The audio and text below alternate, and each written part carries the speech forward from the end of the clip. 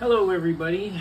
I did a video a little while back. It was a real short video on how to use pop bottles, specifically these two size of Pepsi bottles, to build a rat tunnel for your rodents.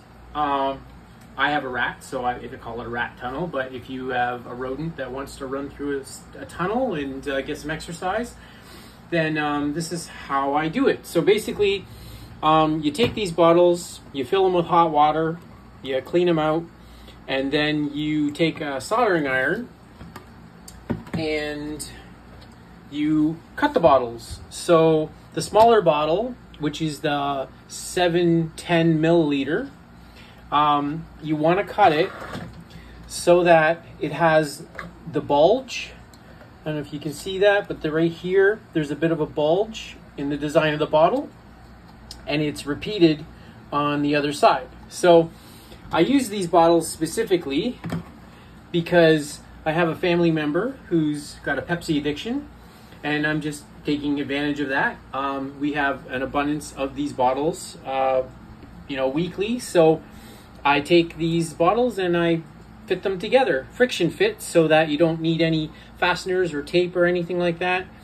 And there's enough air supply so that when your rodent is running through, they can get air. So basically, you want to take advantage on the bottom of the bottle where this kind of like crown shape is, and basically melt the center out of it.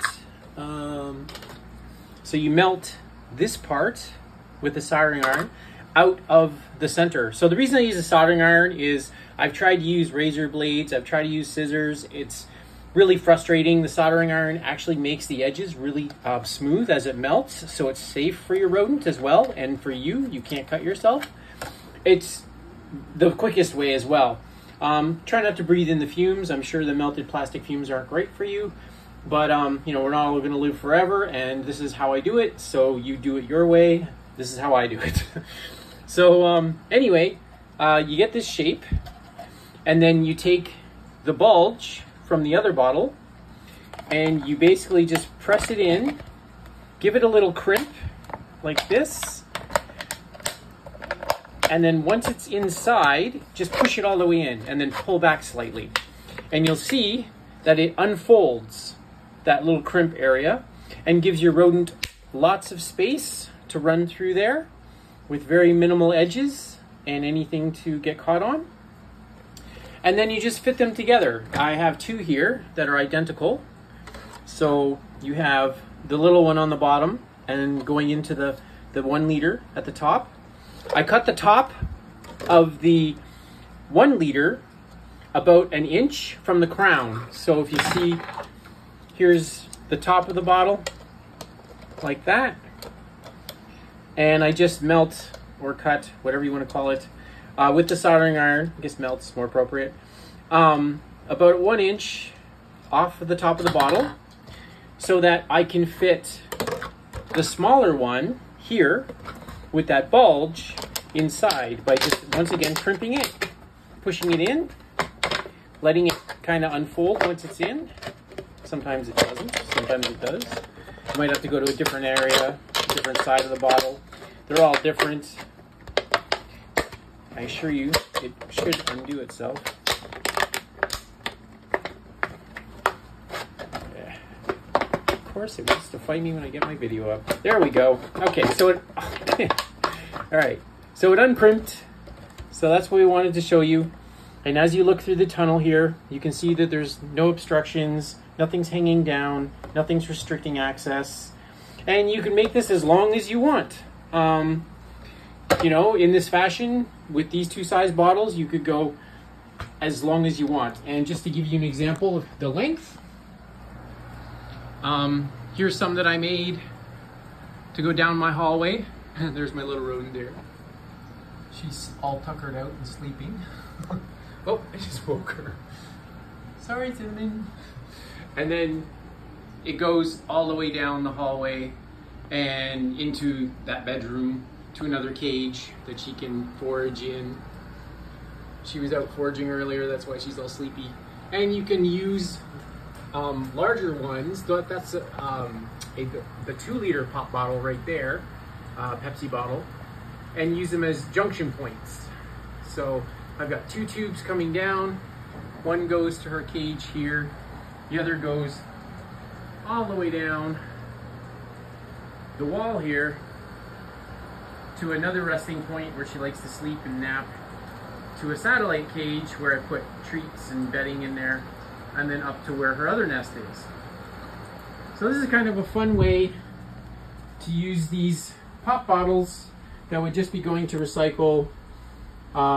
You know, I live in an apartment building, so if I wanted to forage more bottles, if I didn't have enough, it's very easy for me.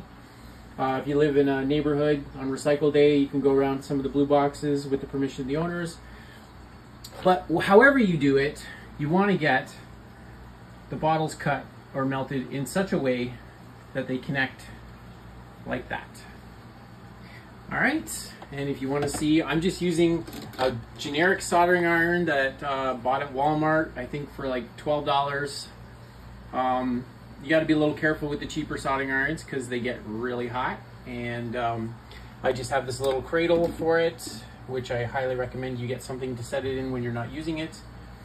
And they don't have off switches, so you actually have to physically unplug it from the outlet to make sure it's off.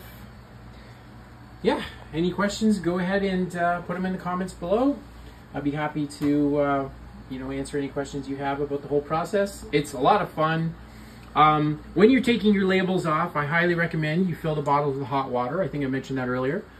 Because then it kind of softens the glue and you don't get any white residue of the label on the bottles, so that they're nice and clear. And you can see, you know, all the way around, like that's where the glue is. But if you don't heat the glue up, then you end up with sort of like a white label there, and it can, you know, ruin the aesthetic appeal. Here's one that came off really nice. So there you go, quick video, better than the last one I did, on how to turn your 1-liter Pepsi bottles and your 750 ml Pepsi bottle into a really neat way to build a very light, very sturdy rat tube without any adhesives, tapes, or fasteners that might damage the safety of the tube for your rodent. All right, thank you so much for watching. Have a great day.